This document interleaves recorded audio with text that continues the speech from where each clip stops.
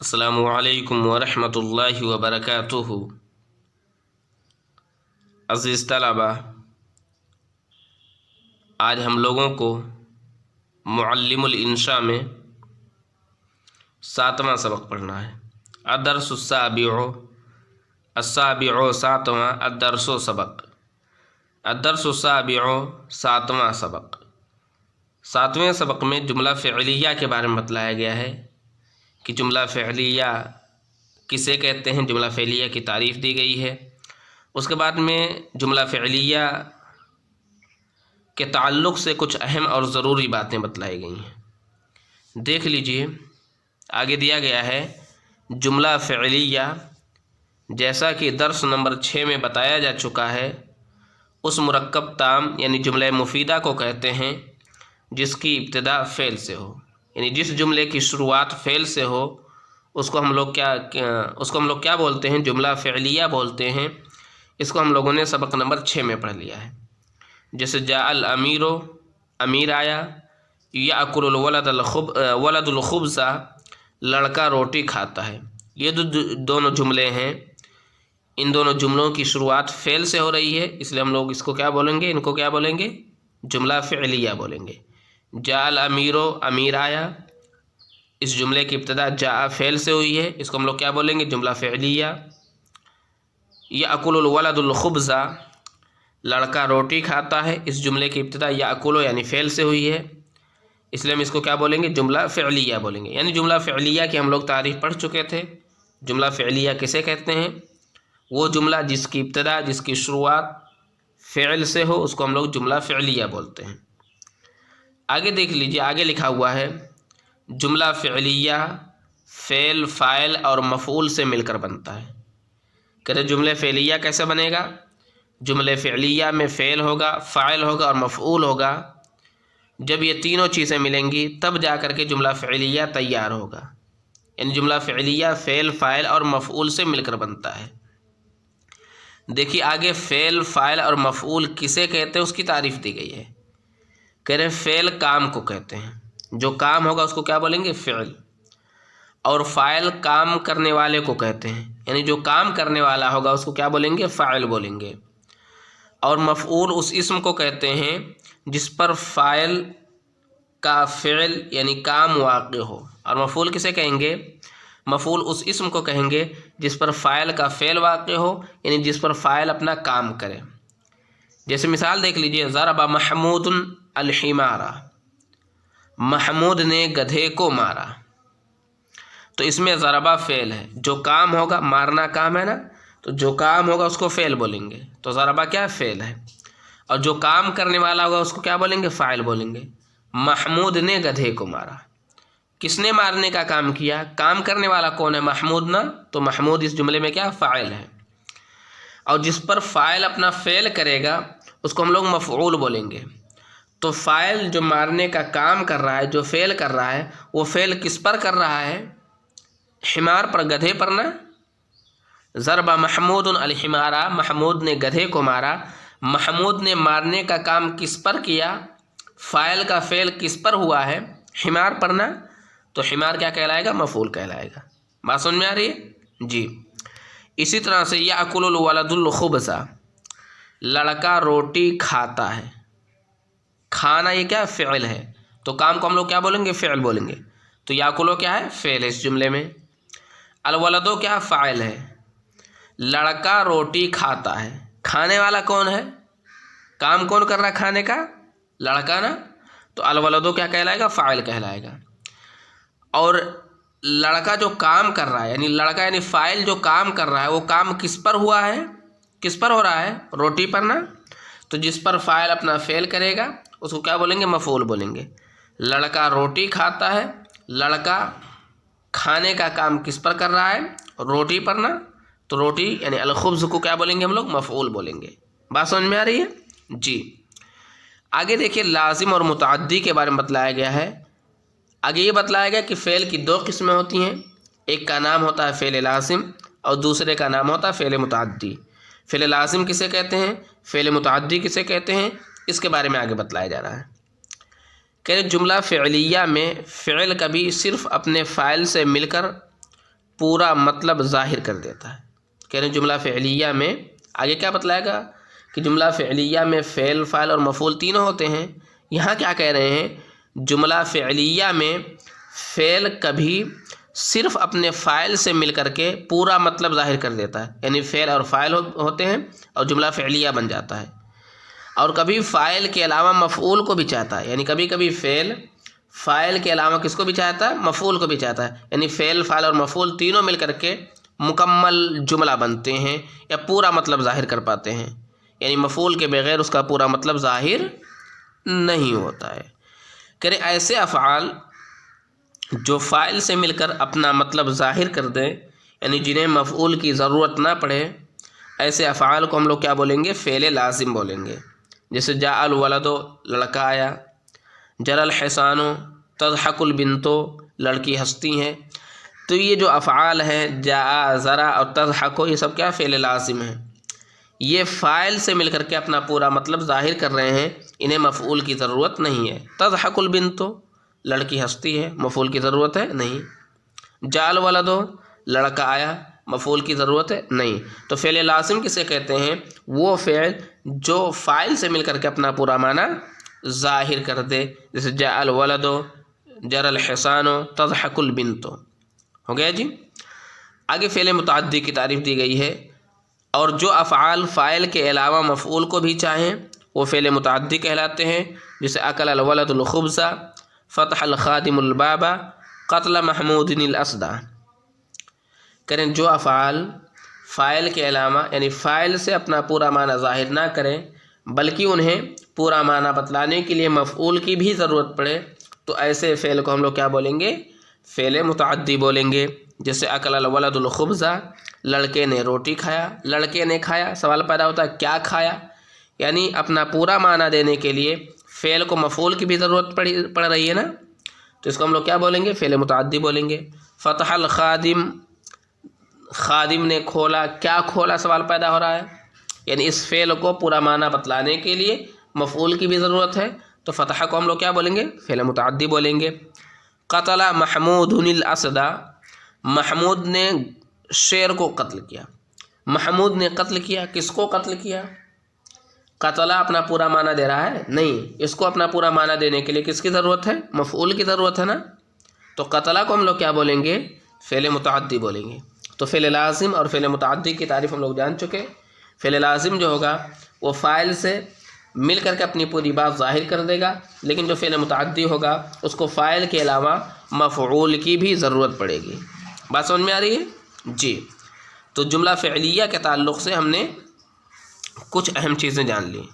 سب سے پہلی چیز ہم لوگوں نے کیا جانا کہ جملہ فعلیہ فعل، فاعل اور مفعول سے مل کر بنتا ہے، اور کبھی کبھی جملہ فعلیہ فعل اور فاعل سے مل کر کے بن جاتا ہے. کب، جب فعل کا ہو، لازم ہو. اگر فعل متعدی ہے تو پھر جملہ فعلیہ کو فعل، فاعل اور مفعول تینوں چاہیے. آگے دیکھ لیجیے، آگے لکھا ہوا ہے فاعل اور مفعول دونوں ہی اسم ہوا کرتے ہیں. کہتے ہیں جملہ فعلیہ میں جو فاعل ہوگا اور جو مفعول ہوگا وہ دونوں کے دونوں کیا ہوں گے، اسم ہوں گے. آگے دیکھیے لکھا ہوا ہے فاعل ہمیشہ مرفوع ہوتا ہے اور مفعول ہمیشہ منصوب ہوا کرتا ہے. آگے کہہ رہے ہیں کہ فاعل کو ہمیشہ رفع کا اعراب ملتا ہے اور مفعول جو ہوگا اس کو ہمیشہ نصب کا اعراب ملے گا. بات سمجھ میں آ رہی ہے جی. جیسے مثال دیکھ لیجیے، یاکل الولد الخبز، لڑکا روٹی کھاتا ہے. الولد فاعل ہے، اس کو رفع کا اعراب ملا ہے. رفع کی نشانی کیا ہے، ضمہ.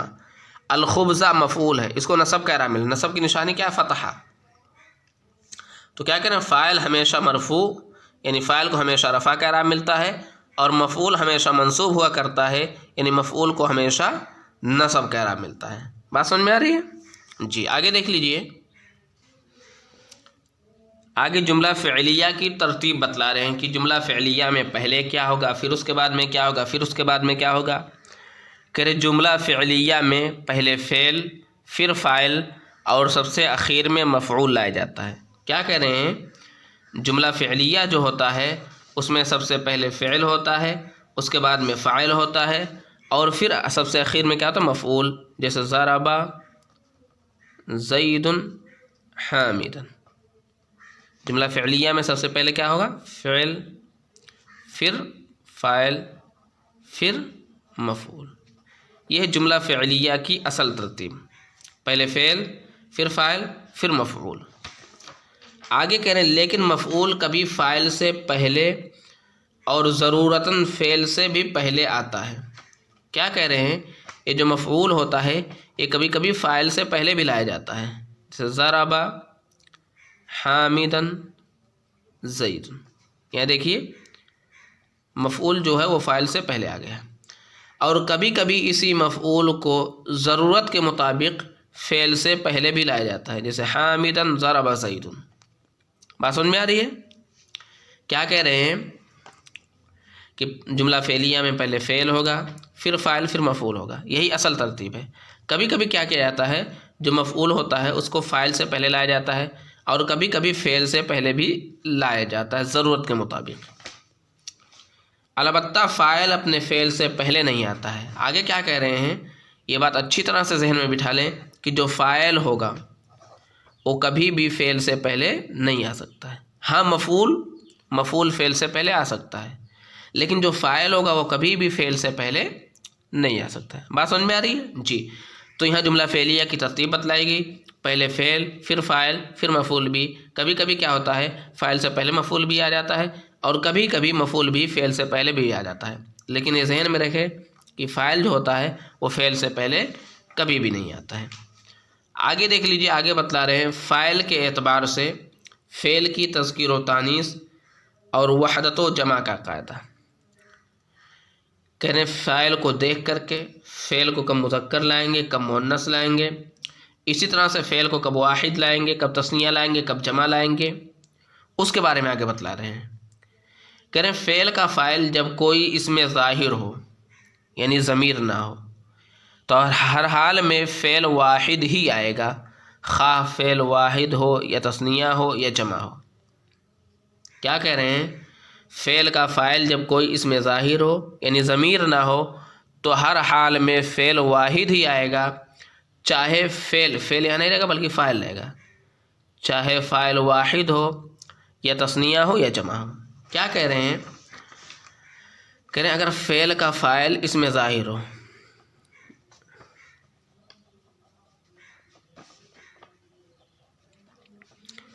تو فعل ہمیشہ کیا آئے گا، واحد آئے گا. کیا کہہ رہے ہیں، اگر فعل کا فاعل اس میں ظاہر ہو یعنی ضمیر نہ ہو تو فعل ہمیشہ واحد ہوگا، چاہے فاعل واحد ہو یا تثنیہ ہو یا جمع ہو. بات سمجھ میں آ رہی ہے؟ جی. ایک اور مثال دیکھ لیجیے، یہ مذکر کی مثال ہوگی، مؤنث کی مثال لے لیجیے. جاءت جاءت جاءت. دیکھیے فاعل واحد ہے تثنیہ ہے جمع ہے، لیکن فعل کیا آ رہا ہے، واحد آ رہا ہے. کیوں؟ کیونکہ اگر فعل کا فاعل اس میں ظاہر ہو تو فعل ہمیشہ کیا آئے گا، واحد آئے گا. دیکھ لیجیے فعل کا فاعل جب کوئی اس میں ظاہر ہو یعنی ضمیر نہ ہو تو ہر حال میں فعل واحد ہی آئے گا، خواہ فاعل واحد ہو یا تثنیہ ہو یا جمع ہو. جیسے جاء رجل، جاء رجلان، جاء رجال. دیکھیے فعل واحد آیا ہے، کیوں؟ کیونکہ فاعل کیا ہے، اس میں ظاہر ہے. جاءت امرات، جاءت امراتان، جاءت نساء. دیکھیے فاعل واحد ہے تثنیہ ہے جمع ہے، لیکن فعل کیا ہے، واحد ہی آیا ہے. کیوں؟ کیونکہ فاعل یہاں کیا ہے، اس میں ظاہر ہے. اگر فعل کا فاعل اس میں ظاہر ہو تو فعل ہمیشہ کیا آئے گا، واحد آئے گا. آگے دیکھ لیجیے، آگے لکھ رہے ہیں جب فعل کا فاعل کوئی اس میں ظاہر نہ ہو بلکہ فاعل ضمیر ہی ہو تو پھر فعل اپنے ضمیر کے مطابق ہی آئے گا، یعنی واحد کے لیے واحد، تثنیہ و جمع کے لیے تثنیہ و جمع. کیا کہہ رہے ہیں آگے، جب فعل کا فاعل اس میں ظاہر نہ ہو بلکہ کیا ہو، اس میں ضمیر ہو تو فعل کیسے آئے گا، کب واحد آئے گا کب تثنیہ آئے گا کب جمع آئے گا. تو کہہ رہے ہیں تو فعل اپنے ضمیر کے مطابق آئے گا، یعنی اپنے فاعل کے مطابق آئے گا. اگر فاعل واحد ہوگا تو فعل واحد آئے گا، اگر فاعل یعنی ضمیر تثنیہ ہوگا تو فعل تثنیہ آئے گا، اگر فاعل یعنی ضمیر جمع ہوگا تو فعل جمع آئے گا. بات سمجھ میں آ رہی ہے؟ جی. مثال دیکھ لیجیے، الولد قام، الولدان قام، الاولاد قام. دیکھ لیجیے الولد قام، اس میں فاعل کون بننا؟ ضمیر، اور ضمیر کیا؟ واحد ہے، اس لیے فعل کیا ہے؟ واحد آیا ہے۔ الولدان قام، یا فاعل کون بن رہا ہے؟ ضمیر، اور فاعل ضمیر کیا ہے؟ تثنیہ، اس لیے فعل تثنیہ آیا ہے۔ الاولاد قاموا، فاعل کون بن رہا ہے؟ ضمیر، اور فاعل ضمیر کیا ہے؟ جمع، اس لیے فعل کیا ہے؟ جمع آیا ہے۔ بات سمجھ میں آ رہی ہے؟ جی۔ سوال یہ پیدا ہوتا ہے کہ ہم لوگ کیسے جانیں گے کہ یہاں فاعل واحد ہوگا یا تثنیہ ہوگا یا جمع ہوگا؟ دیکھیے جو فاعل ہوگا اس کو ہمیں ماقبل کی طرف لوٹانی ہوگی، جیسے یہاں ہوا کہ ضمیر فاعل ہے اور اس کو ماقبل کی طرف لوٹانی ہے، تو ماقبل کیا ہے اس کو دیکھیں گے۔ اگر ماقبل واحد ہے تو ہمیں فاعل یہاں ضمیر جو ہوگا واحد بنانا پڑے گا، اور جب فاعل یہاں واحد ہو جائے گا تو فعل بھی کیا جائے گا؟ واحد۔ دیکھیں یہاں ماقبل کیا ہے؟ تثنیہ ہے، تو ہمیں یہاں فاعل کس کو بنانا پڑے گا؟ تثنیہ کو بنانا پڑے گا، کیونکہ اس ضمیر کو ہمیں ماقبل کی طرف لوٹانی ہے۔ اب یہاں فاعل تثنیہ ہو گیا تو فعل بھی کیا آئے گا؟ تثنیہ آئے گا۔ ماقبل کیا ہے؟ جمع ہے، یہاں ہمیں کس کو بنانا پڑے گا؟ فاعل جمع بنانی پڑے گی۔ کیوں؟ کیونکہ اس ضمیر کو ہمیں اس کی طرف لوٹانی ہے۔ اب فاعل یہاں جمع ہو گیا تو فعل جمع آئے گا۔ بات سمجھ میں آ رہی ہے؟ سمجھ میں کیسے آئے گا کہ یہاں فاعل واحد ہے یا تثنیہ ہے یا جمع ہے؟ تو چونکہ وہ ضمیر جو فاعل بنتی ہے اس کو ہمیں ماقبل کی طرف لوٹانی ہوتی ہے، تو ہم اس ماقبل کو دیکھیں گے۔ اگر ماقبل واحد ہے تو ہمیں ضمیر واحد لانی ہوگی، اور جب ضمیر واحد ہوگی تو فعل بھی واحد۔ اگر ماقبل تثنیہ ہے تو ضمیر تثنیہ، ضمیر تثنیہ تو فعل بھی تثنیہ۔ اگر ماقبل جمع ہے تو ضمیر جمع، ضمیر جمع تو فعل بھی جمع۔ بات سمجھ میں آ رہی ہے؟ جی۔ کیا کریں؟ جب فعل کا فاعل کوئی اس میں ظاہر نہ ہو بلکہ فاعل ضمیر ہی ہو تو پھر فعل اپنے ضمیر کے مطابق آئے گا، یعنی واحد کے لیے واحد، تثنیہ و جمع کے لیے تثنیہ و جمع، جیسے الولد قام، الولدان قام، الاولاد قاموا۔ بات سمجھ میں آ رہی ہے؟ جی۔ آگے دیکھ لیجئے، نوٹ لکھا ہوا ہے، کہتے ہیں قاما، قاما اور قامو تینوں میں علی ترتیب، ترتیب کے ساتھ واحد، تثنیہ اور جمع کی ضمیر ہے۔ قاما میں واحد کی ضمیر، قاما میں تثنیہ کی ضمیر، اور قامو میں جمع کی ضمیر ہے، اور یہی ان افعال کے فاعل ہیں۔ کہتے ہیں قاما میں جو ہوا کی ضمیر ہے، واحد کی ضمیر، وہی فاعل ہے۔ قاما میں جو تثنیہ کی ضمیر ہے وہی فاعل ہے۔ قامو میں جو جمع کی ضمیر ہے وہی فاعل ہے۔ کہہ رہے رہی بات الولدوں کی جو شروع میں لکھے ہوئے ہیں، الولدو، الولدان اور الاولادو، یہ سب کیا ہے؟ مبتدا ہیں، فاعل نہیں ہے۔ بات سمجھ میں آ رہی ہے؟ جی۔ آگے بتلانا کہ کب فعل مذکر لایا جائے گا، کب فعل مؤنث لایا جائے گا۔ آگے کہہ رہے ہیں افعال کی تذکیر و تانیث میں قاعدہ یہ ہے کہ فاعل اگر مذکر ہو تو فعل بھی مذکر لایا جائے گا، اگر فاعل مؤنث ہو تو فعل بھی مؤنث لانا چاہیے۔ کہہ رہے ہیں فعل کب مذکر لائیں گے، کب مؤنث لائیں گے؟ اس کے تعلق سے ایک قاعدہ یہ ہے کہ اگر فاعل مذکر ہے تو فعل مذکر آئے گا، اگر فاعل مؤنث ہے تو فعل مؤنث آئے گا۔ جیسا کہ اوپر کی مثالوں میں رجل کے لیے جاء یعنی مذکر آیا ہے، اور امراتن کے لیے جات یعنی مؤنث آیا ہے۔ لیکن اسے آخری قاعدہ نہ سمجھنا چاہیے، یعنی یہ آخری قاعدہ نہیں ہے کہ فاعل اگر مذکر ہے تو فعل مذکر، فاعل اگر مؤنث ہے تو فعل مؤنث، بلکہ اس میں کیا ہے؟ تفصیل ہے، اس میں کچھ اور چیزیں ہیں جو انشاءاللہ ہم لوگ آگے پڑھیں گے۔ کہہ رہے ہیں مگر اسے آخری قاعدہ نہ سمجھنا چاہیے، کتاب کے دوسرے حصے میں مزید تفصیل دی جائے گی۔ بات سمجھ میں آ رہی ہے؟ جی۔ کیا کہہ رہے ہیں اگر فاعل مذکر ہے تو فعل مذکر، فاعل مؤنث ہے تو فعل مؤنث لائیں گے، لیکن یہ آخری قاعدہ نہ سمجھیں بلکہ اس میں مزید تفصیلات ہیں۔ آگے دیکھ لیجیے، آگے لکھا ہوا ہے، آگے کہہ رہے ہیں کہ فاعل اگر کسی غیر عاقل کی جمع ہے تو فعل واحد مؤنث استعمال ہوتا ہے۔ اس کی وجہ یہ ہے کہ غیر عاقل کی جمع واحد مؤنث ہی کے حکم میں ہوتی ہے، اس لیے مبتدا یا موصوف جب کسی غیر عاقل کی جمع ہو تو خبر اور صفت عموماً واحد مؤنث ہی لائی جاتی ہے۔ آگے کیا کہہ رہے ہیں کہ فاعل اگر کسی غیر عاقل کی جمع ہے تو فعل واحد مؤنث لائیں گے، جیسے الاقلام، قلم کی جمع کیا؟ اقلام، یہ غیر عاقل کی جمع ہے اور جس کو ہمیں فاعل بنانا ہے، تو فعل ہمیشہ ہم لوگ کیا لائیں گے؟ مؤنث لائیں گے۔ کیا؟ کثرت الاقلام، تو فاعل چونکہ غیر عاقل کی جمع ہے اس لیے ہم لوگوں نے فعل کیا لایا ہے؟ مؤنث لایا ہے۔ لکھا ہوا کہ فاعل اگر کسی غیر عاقل کی جمع ہے تو فعل واحد مؤنث استعمال ہوتا ہے۔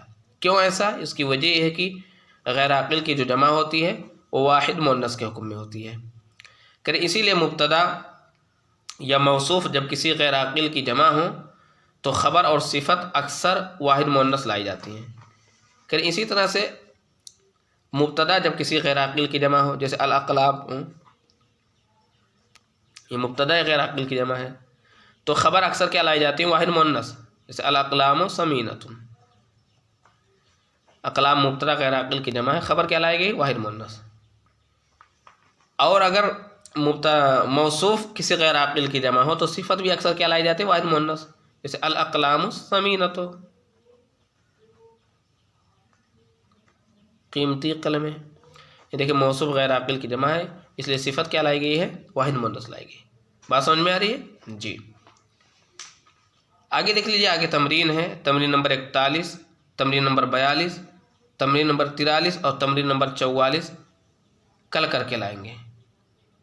تمرین نمبر 41 میں 6 جملے کریں گے، تمرین نمبر 42 میں 6 جملے کریں گے، تمرین نمبر 43 میں 7 جملے کرنے ہیں، اور تمرین نمبر 44 میں 6 جملے کرنے ہیں۔ بات سمجھ میں آ رہی ہے؟ عزیز طلبہ، آج کے درس میں بس اتنا ہی۔ والسلام علیکم ورحمۃ اللہ وبرکاتہ۔